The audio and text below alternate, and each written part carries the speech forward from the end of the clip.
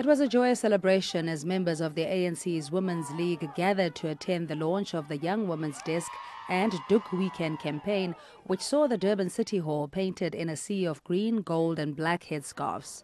The ANC's Women's League in KwaZulu-Natal commemorated the 40-year anniversary of the Soweto uprising and the 60-year anniversary of the Women's March. The ANC's Women's League leaders urged people to show that wearing a doek is a crown and not unprofessional.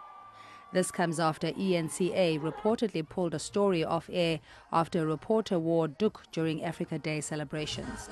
Wearing a doek can also mean gathering strength.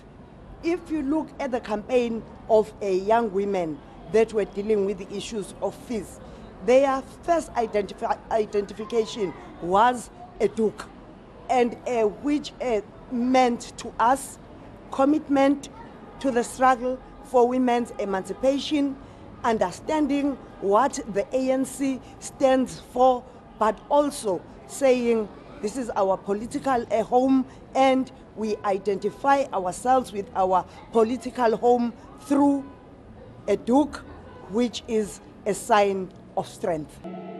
The purpose of the Young Women's Desk is to mobilize young women in society to become active agents for social change and building the next layer of political leadership among young women. It's very important that young women have a platform where they can express their views, where they can deal with their challenges, but also where they can learn, where they can get experience, get confidence, get self-esteem, and be able to be articulate and not be shouted down by a young man, and also just be amongst themselves and talk about issues that affect them. But it's important that the Women's League is part of setting it up. The Young Women's Desk also aims to bridge the gap between the young and the older women. The women were urged to support each other, and women should not feel threatened about rising to leadership positions.